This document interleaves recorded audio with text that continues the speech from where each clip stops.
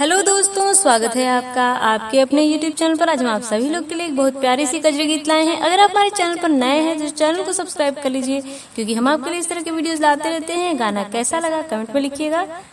कहीं राम से सुपुण खचन चलाए के बनवा में जाए के ना, कहीं राम से सुपुण खचन चलाए के बनवा में जाए के ना।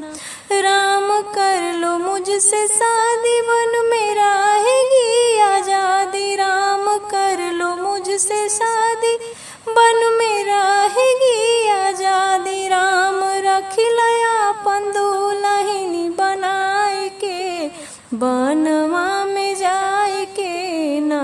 राम रख लया पंदुलहिनी बनाए के बनवा में जाए के ना।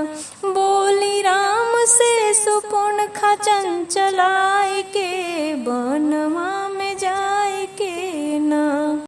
राम दिए नहीं साथ गई लक्ष्मण के पास। राम दिए नहीं साथ गई लक्ष्मण के पास। लखन काट ली है नाक खिसियाए के बनवा में जाए के ना।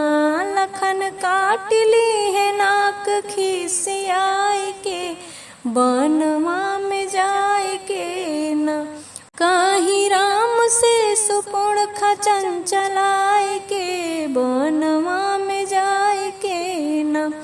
कटा नाक और कान टूटा सारा अभिमान। कटा नाक और कान टूटा सारा अभिमान। गई लंका में नकिया कटाए के बनवा में आए के ना। गई लंका में नकिया कटाए के बनवा में आए के ना। बोली राम से सुपुण खचन चलाए के बनवा में